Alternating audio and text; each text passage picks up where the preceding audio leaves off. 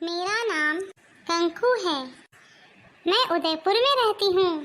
आइए मैं आज आपको उदयपुर की सैर करवाती हूँ।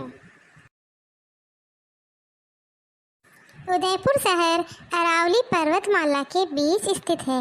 ये आप देखिए, दूर दूर तक अरावली पर्वतमाला दिखाई दे रही है। इस नगर के चारों ओर झीलें ही झीलें हैं, इसलिए इसे झीलों की नगरी भी कहते हैं। ये आप देखिए, यहाँ पे झील है।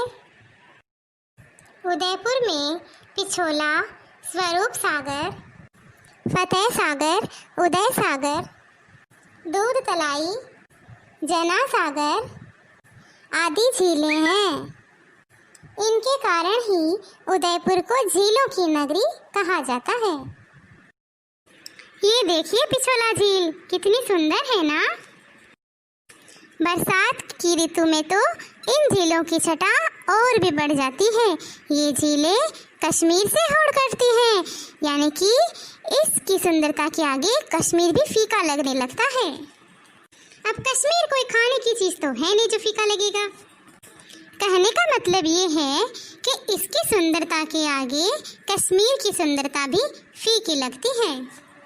इसीलिए हमारे उदयपुर को राजस्थान में कई लोग राजस्थान का कश्मीर भी कहते हैं। ये हमारे लिए बड़े गौरव की बात है। चलिए अब मैं आपको नेहरू उद्यान दिखाती हूँ। ये देखिए, ये नेहरू उद्यान है। ये फतेह सागर झील के बीच में बना हुआ है। देखिए कितना सुंदर है। बड़ा ही सुंदर लंबे लंबे पेड़, बड़ा ही सुंदर बगीचा है ये। जिस तरह से इस झील के बीच में नेहरू उद्यान बना हुआ है, उसी तरह से उदयपुर की सारी झीलों के बीच में कुछ ना कुछ बना हुआ है जो बहुत ही आकर्षक है। जैसे जग निवास, जग मंदिर। चलो मैं आपको अब जग मंदिर दिखाती हूँ। ये देखिए, ये जग मंदिर पैलेस है। कितना सुंदर लग रहा है ना। ऐसा लग रहा है जैसे पूरा महल ही है। ये पानी के बीचों बीच चारों तरफ हरियाली और ये महल बनाया हुआ कितना सुंदर लग रहा है ना। इसमें रेस्टोरेंट और होटल भी हैं और लोग यहाँ पे भोजन भी करते हैं और इस नहर में नौका विहार भी करते हैं। ये देखिए जग मंदिर पैलेस का शाम का दृश्य कितना अद्भुत है ना। अब मैं आपको इसका रात्रि का दृश्य भी दिखाऊंगी। ये देखिए, ये जग मंदिर पैलेस का रात्रि का दृश्य कितना अद्भुत है ना। ऐसा लगता है जैसे स्वर्ग ही धरती पे उतर आया है। बिल्कुल इसी झील की तरह उदयपुर की सारी झीलों का रात्रि का दृश्य इसके जैसा ही लगता है। तो आप ही बताइए, ये हुआ कि नहीं हुआ स्वर्ग। इन झीलों की एक खास बात और है कि इनका एक झील का पानी दूसरी झील में, दूसरी झील का तीसरी झील में, ये ऐसे इनका पानी एक दूसरी झीलों में चला जाता है। यानी कि ये अपना जल एक दूसरी झीलों को ही देती हैं। ये अपना जल बचाती हैं, व्यर्थ नहीं गंवाती। इसीलिए ये झीलें जल संरक्षण का भी एक अद्भुत उदाहरण है। इस झील में ही उत्तर की ओर एक सौर वेधशाला यानी कि सोलर ऑब्जर्वेटरी बनी हुई है। ये देखिए सौर वेधशाला है ना, बड़ी सुंदर है ना, आकर्षक। इस सौर वेधशाला में वैज्ञानिकों द्वारा सूर्य की गतिविधियों का अध्ययन किया जाता है। उदयपुर नगर में और भी कई दर्शनीय तथा ऐतिहासिक स्थल है जो मैं आपको अभी दिखाऊंगी। तो चलो चलते हैं। पिछोला झील के किनारे महाराणा प्रताप के वंशजों का भव्य महल है। इसमें कांच का काम तथा चित्रकारी अद्वितीय है। यानी कि इसमें जो कांच का काम किया गया है और जो इसकी चित्रकारी है वो इसके जैसी और कहीं नहीं है। इतना सुंदर भव्य महल है। फतेह सागर के किनारे पूर्व की ओर, पूर्व दिशा में मोती मगरी नाम का एक प्रसिद्ध ऐतिहासिक स्थल है। मोती मगरी, इस पर चेतक घोड़े पर सवार महाराणा प्रताप की विशाल प्रतिमा है। यानी कि बहुत बड़ी मूर्ति है। ये देखो, ये मोती मगरी स्थल है।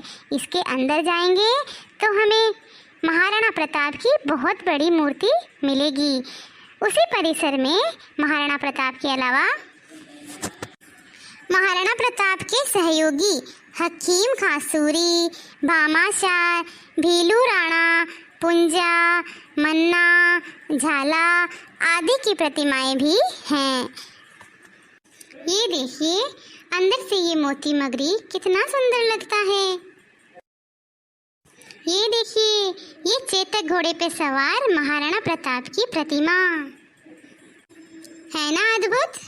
अब ये देखो महाराणा प्रताप के साथ उनके सहयोगी हकीम खासूरी, भामाशाह, भीलू राणा, पुंजा, मन्ना, झाला आदि की प्रतिमाएं भी हैं। ध्वनि प्रकाश कार्यक्रम के माध्यम से यहाँ मेवाड़ की गौरव गाथा को दर्शाया जाता है, यानी कि यहाँ पे मेवाड़ की गौरव गाथा गाई जाती है। इससे दर्शकों में राष्ट्र प्रेम की भावना का संचार होता है। यहाँ दिन रात पर्यटकों का आना जाना बना रहता है। लोग दूर दूर से ये स्थल देखने आते हैं। फतेह सागर के पास ही उत्तर में स्थित एक पहाड़ी पर नीमच माता का सुंदर मंदिर है। ये देखो कितना सुंदर मंदिर है। यहाँ प्रतिदिन श्रद्धालुओं का तांता लगा रहता है। तांता मतलब श्रद्धालुओं का आना जाना लगा रहता है। इस पहाड़ी के पीछे प्रताप गौरव केंद्र बना हुआ है। चलो अब मैं आपको प्रताप गौरव केंद्र ले चलती हूँ। ये देखो ये है प्रताप गौरव केंद्र। यहाँ महाराणा प्रताप की 57 फीट ऊंची प्रतिमा है। मैं वो भी आपको दिखाती हूँ। ये देखो ये जो दूर से महाराणा प्रताप की प्रतिमा छोटी दिखाई दे रही थी, ये 57 फीट ऊंची प्रतिमा है। देखो कितनी बड़ी है। इसके सामने ये देखो इसके नीचे जो आदमी खड़े हैं, इसके सामने कितने छोटे छोटे लग रहे हैं। इस प्रतिमा को 57 फीट ऊंचा इसलिए बनाया गया क्योंकि महाराणा प्रताप की मृत्यु 57 वर्ष की आयु में हुई थी। उसी की याद दिलाने के लिए इस प्रतिमा को 57 फीट ऊंचा बनाया गया है। यहाँ एक थिएटर भी है। थिएटर आप जानते हो थिएटर क्या होता है? जिसमें हम मूवी देखने जाते हैं।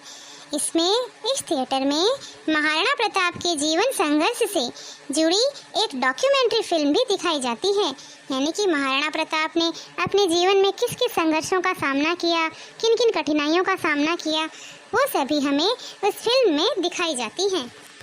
इसके अतिरिक्त यहाँ कुछ अन्य प्रतिमाएं भी लगी हुई है। प्रतिमाएं मतलब मूर्तियाँ।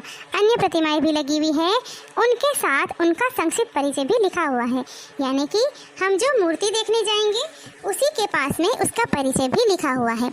यह एक प्रेरणा स्थल है जहाँ विशाल भारत गरिमा में राजस्थान तथा गौरवपूर्ण मेवाड़ का दिग्दर्शन होता है, यानी कि ये वह स्थल है, प्रेरणा स्थल, जहाँ पे हमारे जो भारत विशाल है उसकी गरिमा में, भारत विशाल का गरिमा में राजस्थान कितना बड़ा है और तथा उसका गौरवपूर्ण मेवाड़, राजस्थान का, भारत का तो गरिमा है राजस्थान और राजस्थान का गौरव है मेवाड़। उन दोनों के दर्शन हमें इस जगह पर प्रताप गौरव केंद्र पे हो जाते हैं। फतेह सागर के पश्चिम में एक पहाड़ी पर सज्जनगढ़ का किला है। इसे महाराणा सज्जन सिंह ने बनवाया था। इसे सज्जनगढ़ पैलेस के नाम से भी जाना जाता है। अब यानी कि इन दिनों में ही हाल ही में राजस्थान सरकार द्वारा इस वन्य क्षेत्र को, यह एक वन का क्षेत्र है, इसलिए इस वन्य क्षेत्र को अभ्यारण्य घोषित कर दिया गया है। अभ्यारण्य यानी कि जहाँ पे वन्य पशुओं का संरक्षण किया जाता है, वह निर्भय होकर वहाँ रह सकते हैं। उनके जान को किसी चीज का, किसी वन्य जीव का या किसी शिकारी का कोई खतरा नहीं होता, इसलिए उसे अभ्यारण्य कहते हैं। इसके आगे कुछ ही दूरी पर पश्चिम में शिल्पग्राम है। ये देखिए ये है शिल्पग्राम। यहाँ पे लोगों की लोक कलाओं का विकास किया जाता है। उनके विकास के लिए, यानी कि लोक कलाओं के विकास के लिए कई कार्यक्रम आयोजित किए जाते हैं। यहाँ प्रतिवर्ष यानी कि हर वर्ष दिसंबर माह में एक मेला लगता है। इसमें देश विदेश के कई कलाकार अपनी कलाओं का प्रदर्शन करते हैं, यानी कि अपने हाथ की बनाई हुई वस्तुओं का प्रदर्शन करते हैं। अभी मैं आपको दिखाती हूँ। ये देखिए ये हाथों से बनाई हुई वस्तुएं हैं। ये मेले में इनकी प्रदर्शनी लगती है। चलो कुछ और भी दिखाती हूँ। ये देखिए, कुछ और देखिए, यहाँ पे ये वस्तुएं सभी के हाथ से बनाई हुई है। इनकी प्रदर्शनी दिसंबर के महीने में मेले में लगती है। झीलों की इस नगरी में गुलाब बाग तथा सहेलियों की बाड़ी नाम से 2 सुंदर बगीचे हैं। गुलाब बाग में भांति भांति के गुलाब खिलते हैं। इनकी भीनी भीनी महक से दर्शकों का दिल बाग बाग हो जाता है। दिल बाग बाग होना मतलब दिल खुश हो जाना, बड़ा ही खुश हो जाना। यहाँ एक चिड़ियाघर भी है, चलो आपको गुलाब बाग ले चलते हैं। ये देखिए, ये है गुलाब बाग। इसमें बड़े ही सुंदर सुंदर गुलाब के फूल खिलते हैं। लोगों का मन इसको देख के खुश हो जाता है।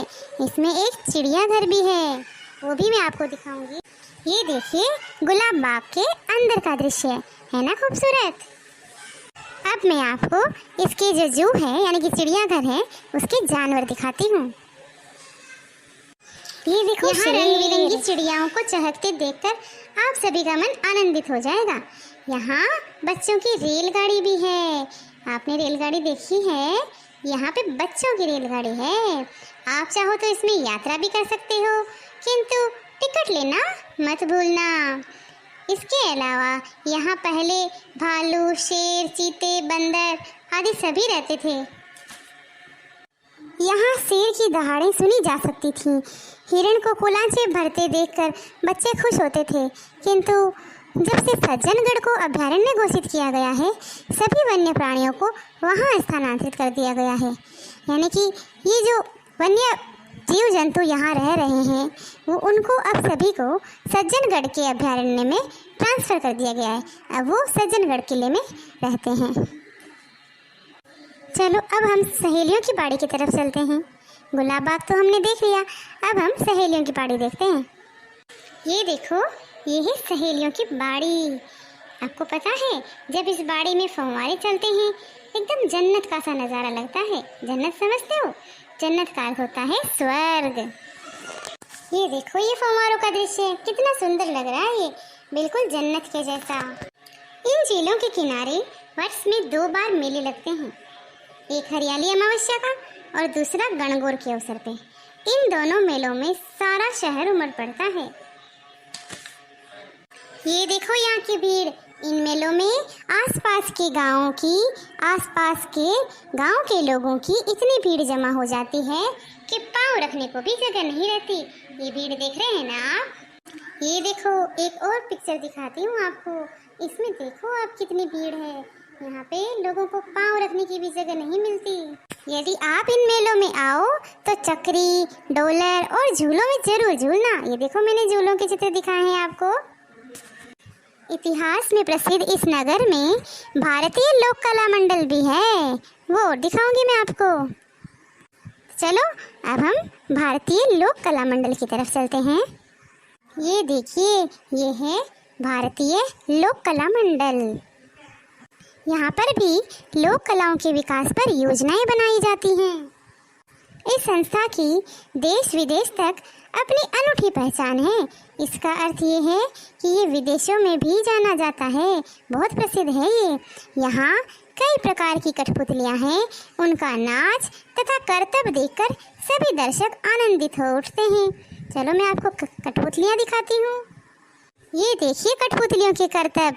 कठपुतलियाँ नाचती भी हैं और अपने करतब दिखा दिखा के सभी दर्शकों को आनंदित कर देती हैं। ये सभी बातें इस झीलों की नगरी की सांस्कृतिक धरोहर हैं। यदि आप इन सब का आनंद लेना चाहते हैं तो मेरा निवेदन है कि पधारो मारे